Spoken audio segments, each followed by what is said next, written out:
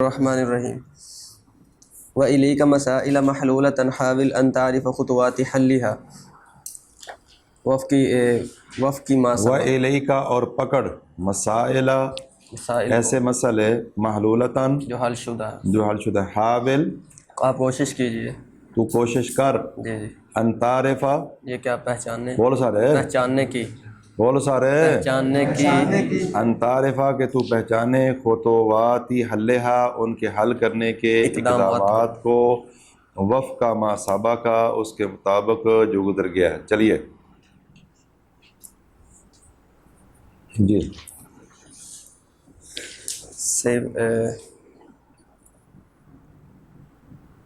ورثہ سے تین زوج توجہ بھائی توجہ، صحیح آ رہی آواز؟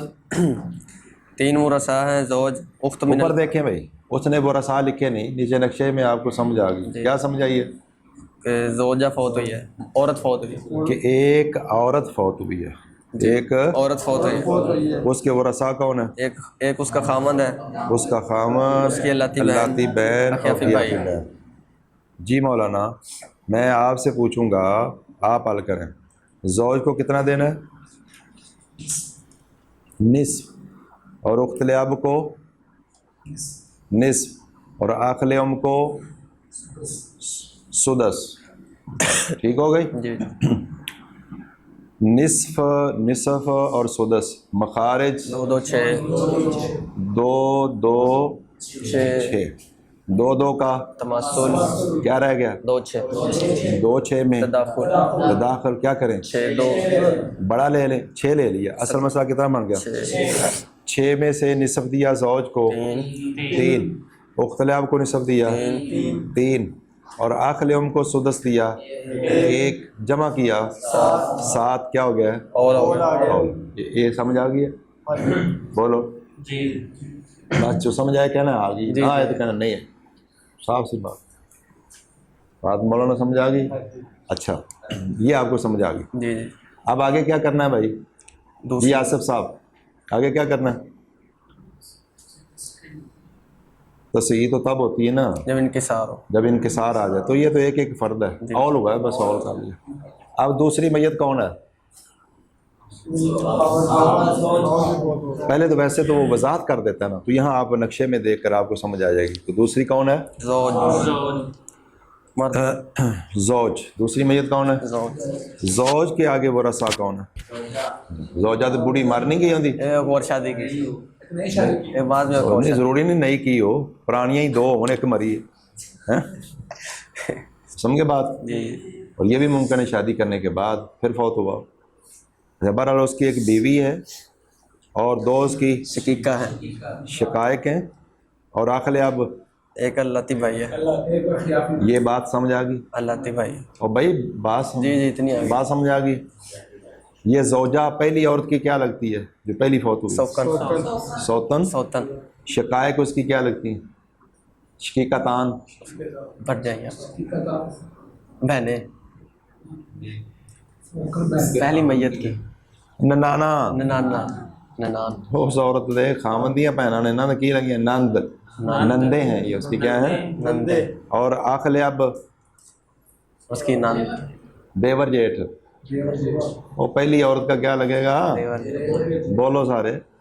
ان باتوں کا ادھر کوئی جوڑ نہیں ہے، جی لیکن یہ آگے بات آنی ہے، تو وہاں آپ نے رشتہ داریاں، ادھر یہ رشتہ داری بنتی ہے، ادھر یہ بنتی ہے، ادھر یہ بنتی ہے، وہاں پھر آپ کو فائدہ ہوگا، تو اسی لیے یہاں سے شروع کروا لوں۔ دیور جیٹھ میں کیا فرق ہے؟ دیور جیٹھ کیسے کرتے؟ دیور خاوند کا چھوٹا بھائی ہوتا ہے، اور جیٹھ خاوند کا بڑا بھائی ہوتا ہے۔ چچا جو ہے باپ کا چھوٹا بھائی ہوتا ہے، اور تایا باپ کا بڑے۔ یہ اردو میں بھی تایا بڑے کو اور چچا چھوٹے کو کہتے ہیں، لیکن آپ آج کل جو ہے چچا چلتا ہے۔ درانی ہے، ہاں ایک درانی جٹھانی ہوتا ہے، ہاں، درانی جٹھانی۔ چلیں بھائی، اللہ اکبر، توجہ۔ ہاں جی، اتنی باتیں آپ کو سمجھ آ گئی ہیں؟ اب توجہ فرمائیے گا۔ تو زوجہ کو کتنا ملے گا؟ اور وہ جو خامدہ فوت ہو گیا جی جی اس کی بیوی کو کتنا ملے گا؟ ربو بولتے جائیں. ربو شقیقتان سلوسان اور اخل اب. سدس اخل اب کا سدس، اخل اب کا اسبا سارے بولو. اسبا آسابہ. جی جی اسبا. مخارج بخاری 4 3 آپ بتائیں.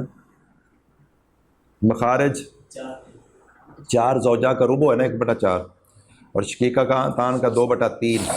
نیچے دیکھنا ہے نا 3 4 3 میں سارے بولو تو بھائی تو 4 ضرب 3 برابر 12. تو اصل مسئلہ کتنا بن گیا؟ 12 میں سے زوجہ کو دیا ربع 3، شقیقہ تان کو دیا سلوسان 8 ہوگا 4 4 میں یار 12 کا سلوسان نہیں آتا 8 4 تو 4 اس کے 4 اس کے ہو گئے. جمع کرو 11 4 اور 4 11 باقی بچا 1. آخل آپ کو مل گیا. اسبا اس کو دونوں مسئلے حل ہو گئے. جی جی تصحیح کی ضرورت ہے نہیں اول ہوا ہے اس میں نہیں نہیں، رد ہوا ہے اس میں. نہیں اب کیا کرنا ہے؟ جامعہ بنانا جامعہ بنانا ہے. جامعہ کا کیا مطلب ہے کہ یہ 2 مسئلے ہیں نا، ان کا اکٹھا ہی مسئلہ بنا کے اور سب کو آگے دے دو.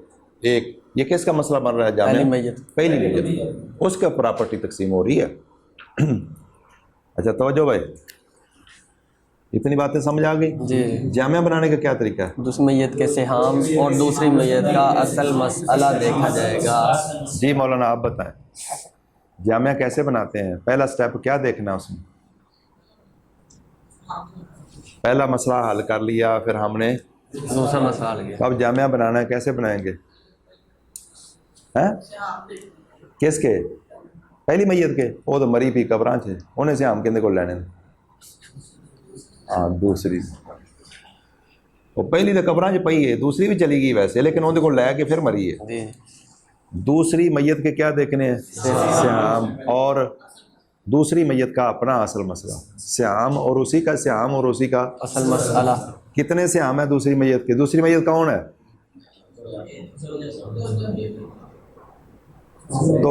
تو بیل اللہ تو بیل اللہ. ہاں شکر ہے. دوسری میت کون ہے؟ زوج خامد ہے. سیام کتنے ہیں اس کے؟ 3. اصل مسئلہ کتنا ہے؟ 12. اصل مسئلہ کتنا ہے؟ یہاں تک سب کو سمجھ ہے؟ بولو. کسی کو کوئی کہے کہ مجھے یہاں تک نہیں آئی، یہاں تک آ گئی؟ جی جی سیام اور مسئلے میں دیکھنا کیا ہے؟ 4 نسبتیں ہوں گی نا، ہم نے 2 دیکھنی ہیں. جی جی اگر تماثل ہے پھر تو کوئی کرنا ہی نہیں، بس تو پہلا مسئلہ وہ اٹھاؤ جامعہ بنے گا. اور سب کے سیام اٹھاؤ ان کے آگے آگے رکھ دو، اور جو فوت ہوا ہے اس کے سیام تقسیم ہو گیا، اس کا کانٹا لگا دو. مسئلہ حل ہو. تماثل کا مسئلہ حل ہوگا. آپ کو سمجھ آ گئی. اور توافق اور تداخل دونوں میں ہم نے کیا کرنا ہے؟ توافق شمار توافق کا مطلب کیا ہے؟ سہام کا کہ جو سہام کا وفق اصغر وہ ہے دوسرے مسئلے کا جو دوسرے مسئلے کا جو اور جو دوسرے مسئلے کا وفق اصغر ہے پہلے مسئلے کا پہلے سے یہ سمجھ آ گئی. اور اگر تباین ہو تو کیا کرنا ہے؟ تو روس سہام جو ہے کل دوسرے مسئلے کا جو وہ کل سیام تباین دوسرے مسئلے کا جو سام اور دوسرا مسئلہ کل پہلے کا جو. یہ سمجھ آ گئی. جی بولو. جی جی چلو کہندی نہیں سمجھ آئی؟ سوکھا یار کیس کی نہیں سمجھ؟ مثال کے طور پر یہ مثال دیکھو، زوج کے سیام کتنے ہیں؟ 3. اور اصل مسئلہ کتنا ہے؟ 3 12 میں ویسے کیا ہے؟ تداخل. تو ہم اس کو کیا سمجھیں گے؟ یہ توافق سمجھنا تو پچھلی بات ہے نا، وہ سمجھ آ گئی. دونوں کو کس پہ تقسیم کریں گے؟ چھوٹے عدد پہ. چھوٹا کون ہے ان میں سے؟ 3 کو 3 پہ تقسیم کرو. ایک اس کا وفق ایک کس کے ساتھ چلا جائے گا؟ 12. اور 12 کو 3 پہ تقسیم کرو. 4 کس کے ساتھ چلا جائے گا؟ 7. اور سمجھ آ گئی. یہی بات. اگر تباین ہوتا مثلا یہاں 3 ہے ادھر 4 ہوتا تو 3 کدھر چلا جانا ہے؟ 4 کے ساتھ. اور 4 کدھر چلا جائے گا؟ 7 کے ساتھ. بات سمجھ نہیں آئی؟ تو بھئی ادھر وفق اصغر جہاں رکھنا ہے نا وہاں کل رکھ دینا، اور جہاں وفق اصغر رکھنا ہے وہاں کیا رکھ دینا ہے؟ کل رکھنا. بس 3 کا وفق اصغر 1 12 کے ساتھ، 12 کا وفق اصغر 4 12 کا وفق اصغر 4 وہ 7 کے ساتھ.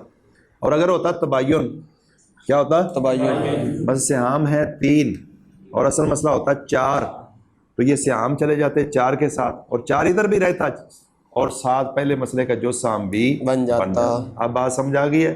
بولو. اور پہلی بات تو یہ سمجھو نا, آپ کے ذہن میں ہے کہ ہمیں سمجھ نہیں آ رہی, نہیں آئے گی جب تک وائٹ بورڈ پہ نہیں لکھا جائے گا.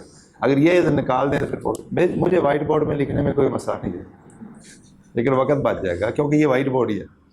دتر کی بات بھی سناؤں آپ کو. ہم جب کتاب الفرائض پڑھ رہے تھے تو ہم نے ماشاءاللہ یہ ہمارا ریکارڈ ہے کہ ہم نے کوئی کتاب کم ہی ہوگی جو ایک استاد سے پڑھی ہے. کئی مشائخ سے ایک کتاب ہم نے پڑھی. مثلا یہ کتاب الفرائض ہے, یہ ہم نے شیخ خالد بن بشیر مجالوی صاحب ان سے بھی پڑھی ہے, عبد الرحمن ثانی صاحب ان سے بھی پڑھی ہے, مفتی عبد الرحمن عابد صاحب ان سے بھی پڑھی ہے. آیا مزہ؟ مطلب ہے ایک حصہ ان سے پڑھا ہے, ایک حصہ ان سے پڑھا ہے اور کچھ حصہ ان سے پڑھا ہے. یعنی ایک استاد آ گیا, اس کی ڈیوٹی تبدیل ہوگی, دوسرے مدرسے چلا گیا, پھر اگلے استاد نے وہاں سے شروع کر دیا, پھر وہ کوئی ذمہ داری لگ گئی یا کوئی اور مصروفیت شروع ہوگی تو اس کا پیریڈ ختم کر کے کسی اور کو, یعنی اس طرح. ہدایت الناب بھی غالباً, بلوغ المرام بھی ہم نے 3 اساتذہ سے پڑھی ہے. پہلے شیخ ابو بکر صاحب تھے, پھر عمران ایوب لوری صاحب تھے, اور آخر میں ابو نعیم مبشر, درمیان میں تھے عمران ایوب لوری صاحب, اور آخر میں ابو نعیم مبشر حسین لوری صاحب تھے حافظہم اللہ. مطلب پہلے استاد جو ہے ان کا, یہ دونوں بھائی ہیں نہیں خالہ زاد ہیں. تو پہلے شیخ ابو بکر صاحب تھے گجرانوالہ کے, ضلع گجرانوالہ. یہ پنکھا بند کرو.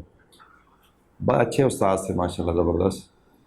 اور پھر ان کا داخلہ ہو گیا اسلام آباد یونیورسٹی میں, وہ چھوڑ کر چلے گئے استعفیٰ دے کے. پھر عمران ایوب لوری صاحب آئے تو وہ بیمار تھے, کچھ دیر پڑھایا انہوں نے, پھر وہ بیماری زیادہ ہو گئی, انہوں نے چھوڑ دیا. پھر ابو نعیم مبشر حسین لوری صاحب پنجاب یونیورسٹی میں پروفیسر ہیں, تو انہوں نے ہمیں پڑھایا اور انہوں نے بہت محنت کی, اللہ تعالیٰ ان کو جزائے خیر دے. اور بڑا زبردست بلوغ المرام میں انہوں نے ہمارا جو نا اسٹینڈرڈ بنایا. بہرحال اس طرح ہم نے کئی کتابیں کئی مشائخ سے پڑھی ہیں. جامع البیان جو ہیں ہم نے وہ شیخ, چلو نام نہیں ذکر کرتا, ایک شیخ سے پڑھی, پھر شیخ ایک اور شیخ سے پڑھی, یعنی اسماعیل بلوچ صاحب سے جامع البیان جو, تو وہ بھی 2 شیوخ سے پڑھی. الفیہ ابن مالک بھی ہم نے کئی شیوخ سے پڑھا. بیان 2 اساتذہ سے پڑھی, نہیں کچھ حصہ ادھر سے پڑھا, پھر اگلا حصہ اسماعیل بلوچ صاحب سے پڑھا, بلکہ پھر وہ بھی دوبارہ پڑھا. مزہ زیادہ آیا. شیخ اسماعیل بلوچ صاحب ماشاءاللہ بہت اچھے مدرس ہیں. انہوں نے جب پڑھائی جامع البیان تو پھر سمجھ آئی کہ جامع البیان کیسے پڑھانی چاہیے. پھر ہم نے کہا استاد جی شروع سے پڑھائیں. انہوں پہلے کون تھے؟ پہلے ایک اور استاد تھے. چلے جی, بخاری مکمل آپ صاحب سے پڑھے. یہ بھی ہمارا اعزاز ہے کہ شاید ہی کوئی کلاس ہو جس نے دونوں جلدیں آپ صاحب سے پڑھی ہوں. ہم نے دونوں جلدیں آپ صاحب سے پڑھی, یعنی یہ ساری دنیا سے لگ سے, یعنی شروع کا پتہ نہیں ہے, لیکن اس کے بعد ایک جلد آپ صاحب پڑھایا کرتے تھے, ایک جلد کوئی اور شیخ پڑھاتا تھا, کبھی عبدالولی صاحب, کبھی کوئی اور استاذ, کبھی عبدالرحمن عابد صاحب ایک جلد, کبھی آپ صاحب. لیکن جب ہماری باری تھی اس سال آپ صاحب نے دونوں جلدیں ہمیں پڑھائی, تو بخاری مکمل آپ صاحب نے پڑھائی, حافظ عبدالسلام صاحب. چلیں جی, تو بہرحال یہ بات. ہاں, تو جب شیخ ثانی صاحب پڑھاتے تھے نا یہ کتاب, تو ایک شیخ ہمارے ساتھی ہیں, آپ کے استاد ہی ہیں, وہ کہتے کہ استاد جی نا وائٹ بورڈ پہ لکھے, وائٹ بورڈ سے یا تختہ سیاہ سی, جو بھی تختہ سیاہ ہوگا اس دور میں, یا وائٹ بورڈ تھا, میرے خیال سے تختہ سیاہ تھا. استاد جی بلیک بورڈ پہ سن. تو ساری صاحب یار یہ بلیک بورڈ نہیں ہے, سمجھ نہیں آتی. بس ایک بات جو ہے نا وہ دماغ میں بٹھا لی ہے کہ ہمیں سمجھ نہیں آئے گی. یہ وائٹ بورڈ نہیں ہے, یہ کیا ہے؟ دماغ میں ایک بات بٹھا لی ہے کہ ہمیں سمجھ نہیں آئے گی. اور کبھی ہمیں وائٹ بورڈ پہ نہیں سمجھایا, اور ہم بھی آپ کو کبھی نہیں سمجھائیں گے, کبھی سمجھا دیں گے. جو بات آپ کو نہ سمجھائے انشاءاللہ میں وائٹ بورڈ پہ سمجھا دوں گا. لیکن یہ تو بات آسان ہے, اگلی بات ذرا مشکل ہے, وہ سمجھا دوں گا وائٹ بورڈ, بات سمجھا گی. لیکن انہوں نے ہمیں کبھی نہیں سمجھایا وائٹ بورڈ. बड़ा इसरार किया अबू तराब, शुगर लगाते थे अबू तराब साहब ना कहते उस्ताद जी ने ये वाइट बोर्ड पे लिख के या तख्ता से आप है ना ब्लैक बोर्ड पे समझ नहीं आती, बस दिमाग में बात बैठा ली है, समझ नहीं आती ये वाइट बोर्ड नहीं है, क्या है ये? तो शुगर के तौर पर जो अबू तराब साहब कहते उस्ताद जी ना नहीं तो ब्लैक बोर्ड पे बहरहाल जो आपको ना समझ आए वो मैं इंशाल्लाह वाइट बोर्ड पे भी समझा दूंगा, लेकिन ये तो बिल्कुल आसान बात है। जहाँ आपने इंदा वफ़ अगर उधर रखना है उदा उधर रखना है, इंदा कोल उधर रख दो, उदा कोल उधर रख दो, ये तबायन में क्या करना है? इसका कोल उधर रख देना है, उसका कोल उधर रख देना, इसका कोल दूसरे मसले का जो साम, दूसरा कोल पहले का जो सब और दूसरे मसले चुक नहीं देना, उतो रखना उत्थे भी उन्होंने कॉपी करके उधर। हाँ हालांकि कापी करके उधर भी लाए, ठीक है होगी बात, समझ आ गई? चलो आ जाती है अभी बात, चलें अब देखिए ज़ौज के सियाम कितने हैं? 3। और भी आगे ज़रा मुश्किल बात है वहाँ इंशाल्लाह, फिर असल में ये सारा सिस्टम हमें उल्ट करना पड़ेगा ना, तो आगे मुश्किल बात है, फिर हम वाइट बोर्ड पे चले जाएंगे। ज़ौज के सियाम कितने हैं? 3 और असल मसला 12। 3-12 में हम क्या समझेंगे? तवाफ़ुक़। तो छोटे पे दोनों को तकसीम कर लिया करें, 3 को 3 में तकसीम किया 1 है, ये 12 के साथ चला, लिखो या ना लिखो, और 12 को 3 पे तकसीम किया 4, ये 7 के साथ चला जाएगा। अब जामा कैसे बनता है? पहले मसले का जुस्साम के साथ पहला मसला ज़रब जुस्साम, सारे बोले पहला मसला ज़रब 7 ज़रब 4 बराबर 28, और फिर ज़ौज के आगे कांटा लग जाएगा क्योंकि वो फौत हो गया। उख्तले अब 3 ज़रब 4 बराबर 12, अखलेम 1 ज़रब 4, 1 ज़रब 4 बराबर 4, ज़ौजा 3 ज़रब 1, दूसरे मसले 3 ये ज़ौजा ने कैसे लिया? 12 से, और 12 का जो साम 1 है, तो 3 ज़रब 1 बराबर 3, 1 हो तो कोई मसला नहीं, उसी तरह लिख दे 3 4 4 1, ऐसा समझते हैं कि ज़ौज ने कितने लिए हैं? 3 उसने लिए हैं 7 में से। अब मसला हो गया बड़ा, कितना हो गया? 28 में से ज़ौज कितने लेगा? जो साम के साथ ज़रब भी कर लो ना, 3 ज़रब 4 बराबर 12, तो ज़ौज के 12 जो हैं वो चले गए ज़ौजा को 3, और 4 उसकी शकीका को, अगली शकीका को 4, और 1 उधर, कितने हो गए ये? 3 और 4 7 और 4 11 और 1 12। तो बात समझ गए? तो यानी वो जो ज़ौज के हिस्से थे वो चले गए। अब ऐसे समझें कि जो औरत फौत हुई है, बोलो जो औरत फौत हुई, पहले जो औरत फौत हुई है, हाँ उसकी अल्लाती बहन को ऊपर देख के बताएं 3 कितने मिल गए? उनका भी किसी और का काम है, यही मसला है जरा बंदे को ख़राब कर देता। मसला मौलाना साहब मेरा इंटरव्यू शायद अल्लाह करे वो जारी कर दें तो सुनना आपको फ़ायदा होगा। हाँ अभी तो जारी नहीं किया उन्होंने, पता नहीं। तो मैंने जब दूसरी क्लास पढ़ी है ना, तो दूसरी क्लास में मुझे नाहव का कख पता नहीं था शुरू में, बात समझ आ गई? क्योंकि अबवाब सर मैंने 20 बाब याद कर लिए थे, हर रोज़ एक एक बाब करके, पहले दिन पहला, दूसरे दिन दूसरा, तीसरे, तो सुनते एक बाब थे, शायद वो कहते 2-2 3-3 4-4 करो तो कर लेते। तो 20 बाब याद किए किसके? अबवाब सरब के, और नाहव का तो एक लफ्ज़ भी याद नहीं। क्यों? जैसे आपने समझा ना कि हमें नहीं समझ आएगी जब तक वाइट बोर्ड पे ना लिखें, तो मैंने समझा भी ये नाव नहीं समझ आएगी, क्योंकि जिस दिन मैं गया तो क्लास में सबक क्या चल रहा था? बादलुल कुल, बादलुल गलत, बदले इस्तेमाल, ये बात इल्मुन नाहव के अंदर चल रही थी। तो मैंने ज़हन में कहा कि अपन नहीं आनी समझ, मैंने घोड़ा ख़रीदा नहीं गधा ख़रीदा, व्हाट इज़ दिस? तो ज़हन बना लेना भी ये गल समझ तो 20 दिन है सी वो ना कदे ध्यान किया, उस्ताद आते सी पढ़ाते सी, अपने ज़हन च सी, अपन समझ नहीं आती। पहली क्लास की गल करना, तो वो नहीं समझ आई। और जब पेपर आ गया तो बाकी किताबों की खातर खा कोई तैयारी शैरी हो गई, बाद में 100, बाद में 98, 94, 80, 85 इस तरह, लेकिन इल्म ना में मुझे महसूस हो रहा था बिल्कुल बेड़ा गर्क करेगी। तो एक तालब इलम जो ज़रा दरमियाने दर्जे का सी पढ़ाई च, उनमें कही यार कोई गैस गुस लवा, ये ਜਿਹੜੇ ਹੁੰਦੇ ਨੇ ਨਾ बड़ा पता ਹੁੰਦਾ है ना भी ਕਿਹੜੀਆਂ ਬੱਸਾਂ ਆ ਸਕਦੀਆਂ, ਆ ਜਿਹੜੇ ਦਰਮਿਆਨੇ ਜਿਹੇ ਦਰਜੇ ਦੇ ਹੁੰਦੇ ਨੇ ਨਾ ਤਾਲਬ ਇਲਮ ਜਾਂ ਪੜ੍ਹਾਈ 'ਚ ਕਮਜ਼ੋਰ ਹੁੰਦੇ ਨੇ, ਇਹ ਕਿਸ ਬੜਾ ਕਾਮਯਾਬ ਹੋ ਜਾਂਦਾ ਇਹਨਾਂ ਦਾ। انہوں نے کیا فلاں فلاں فصلیں یاد کر لو. وہ میں اتنے مسجد دے پیچھے بہ کے گراؤنڈ میں انہوں نے 2-3 باری انہوں پڑھ دیتا. میں جو آیا نا بھی لکھ دینا کچھ نہ کچھ. جو بھی وہ خیر وہ پیپر میں نے حل کیا تو 48 نمبر 100 میں لے کر میں فیل ہونے سے بچ گیا.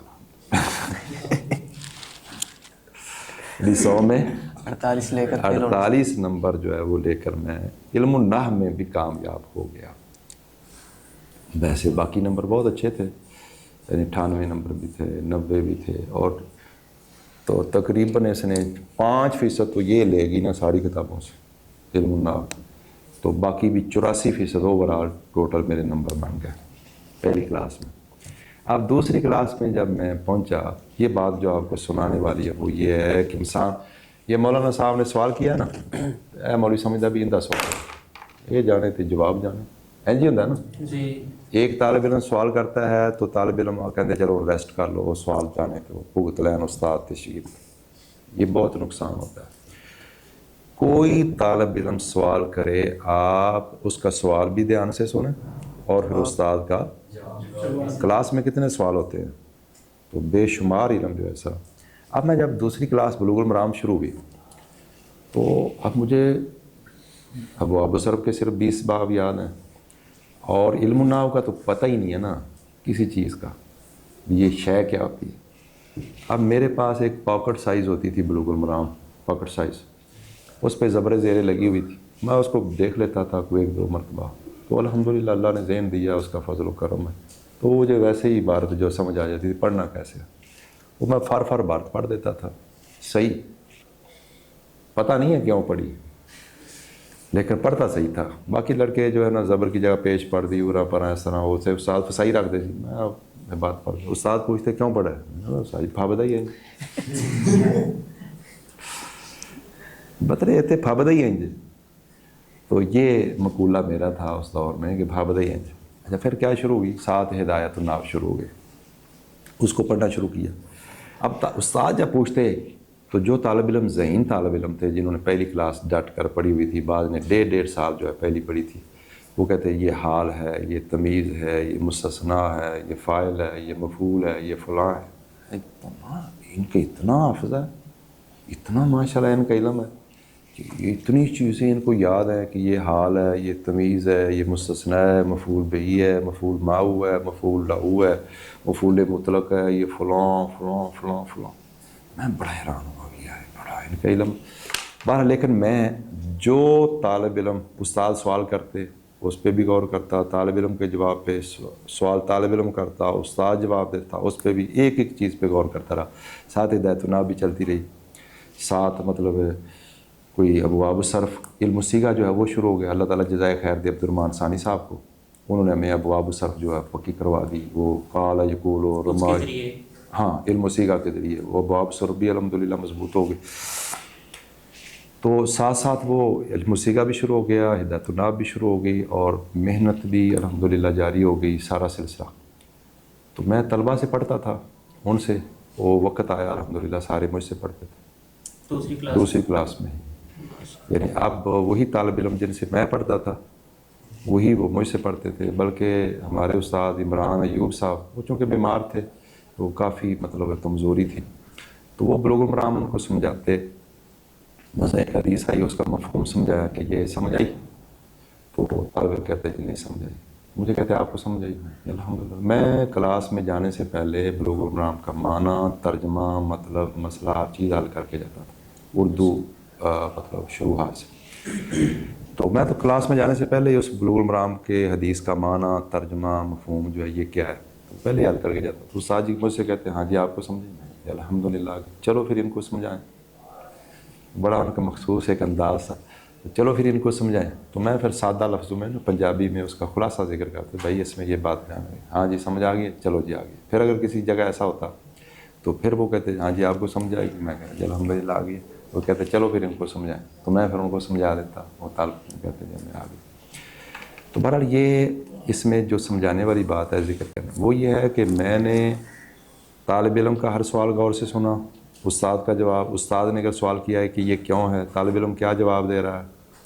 تو اس کی وجہ سے الحمدللہ دوسری کلاس کے اندر ہی یہ اعراب، وجہ اعراب، ترکیب اور یہ ساری چیزیں الحمدللہ زبردست ہو گئی، حتیٰ کہ جب رزلٹ اناؤنس ہوا تو پورے جامعہ میں الحمدللہ میری پہلی پوزیشن تھی، اور 1000 طالب علم میں سے 200 جو نہیں تو 1000 سے زائد طالب علم میں سے میری پہلی پوزیشن اللہ کے فضل سے تھی، اور دوسری عبدالحمید سندھی صاحب تھے، اور تیسری افضل بن بشیر صاحب تھے، وہ اس لائن سے ہٹ گئے، اللہ تعالیٰ ان سے اپنے بہت ذہین تھے۔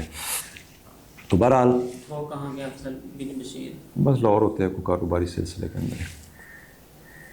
تو بہرحال یہ خلاصہ یہ ہے کہ بھی ہر بات پہ غور کرو، ہر بات پہ کوئی بھی طالب علم سوال میں کلاس میں سوال کرتا ہے تو اس کو اپنا سوال سمجھو، اس جواب کو اپنا جواب سمجھو، اس سے بہت زیادہ علم جو ہے آپ کو انشاءاللہ ملے گا۔ تو بہرحال چلیے یہ بات سمجھ آ گئی ہے بھائی، آگے چلیں بھائی، کر دیں حل۔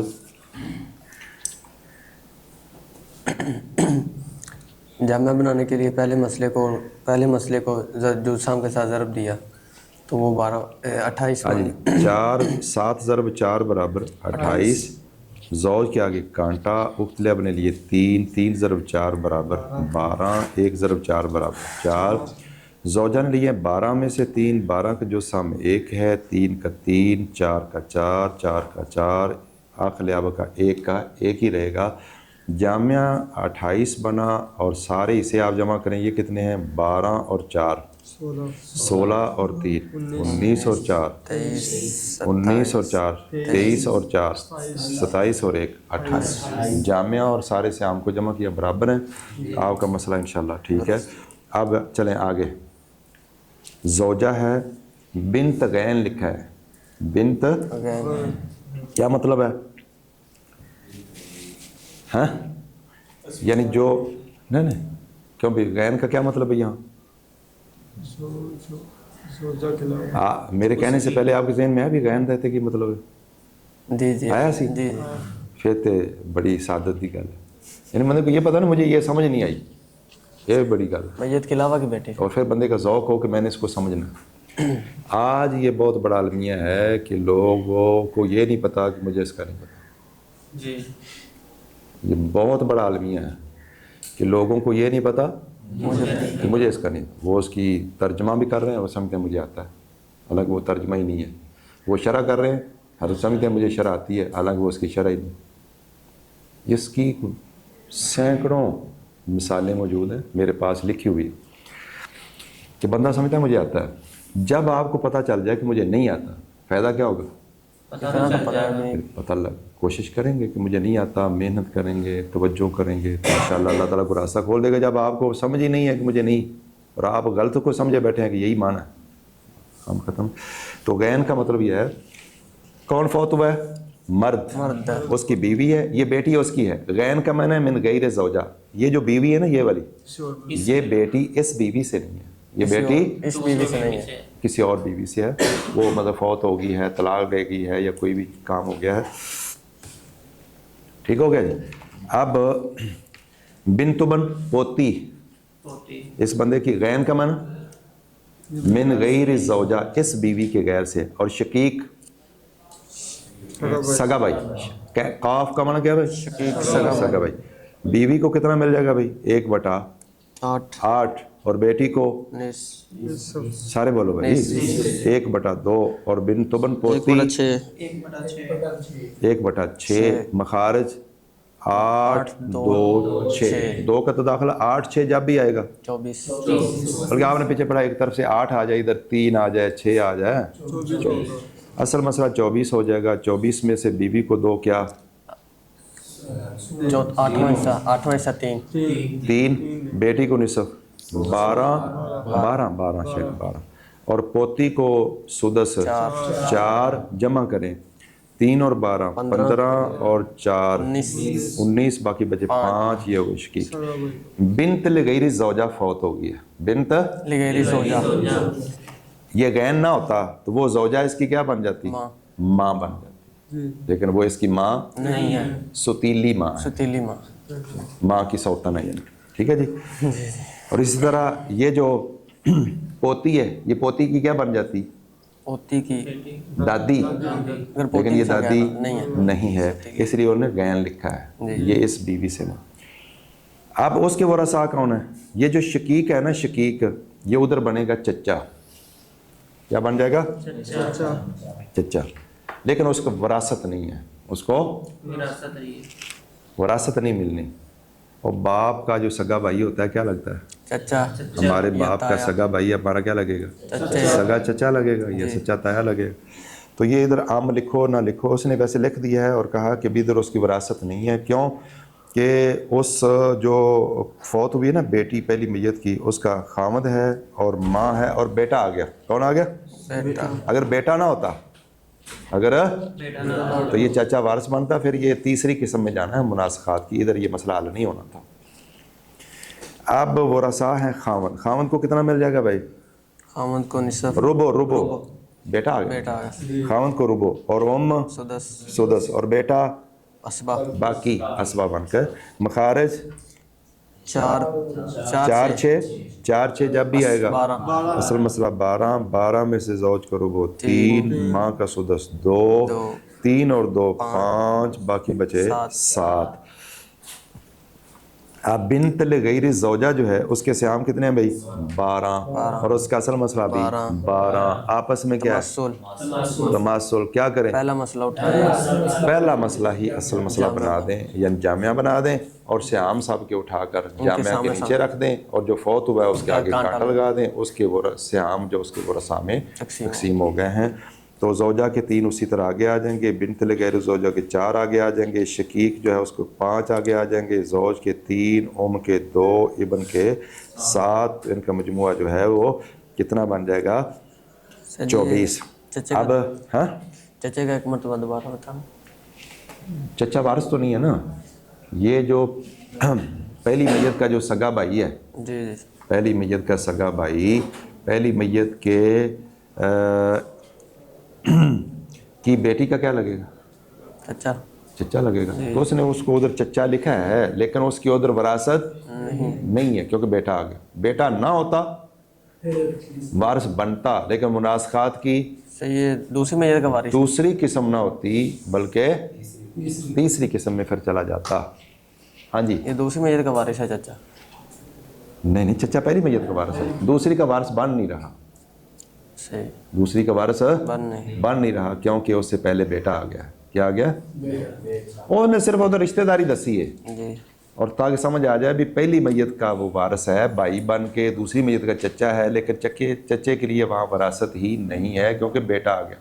और बेटे की मौजूदगी में कोई हवाशी वारिस नहीं है बेटे पोते की मौजूदगी में। गोया आप देखो, बस आखिरी बात कि जो औरत फौत हुई है ऊपर वाले मसले में जी, उस औरत के अल्लाती बहन को 12, खियाफी बाई को 4 और उसके खामद की बीवी को यानी उसकी सौतन को 3 और उसकी नंदों को 4 और आखिर अब उसका जो देवर जेठ है उसको 1। ठीक है। और निचली मैयत में जो मर्द फौत हुआ है उसकी बीवी को 3 और उसकी पोती को 4 और उसके सगे भाई को 5 और बोलो इसके खामद को और उस ये ज़ौज क्या लगा उसका? बेटी का खामद है, जवाई। बेटी का खामद बहनोई होता है, जवाई दामाद का है ना वो। अच्छा, दामाद। और माँ क्या लगी है उसकी? बोलो। सासू माँ। अब पोती की माँ है ना, पोती की माँ बहू लगेगी। अब पोती की माँ क्या लगेगी? पहली मैयत की बहू। और बेटा जो है उसका क्या लगेगा? नवासा। जी, चले सासू माँ।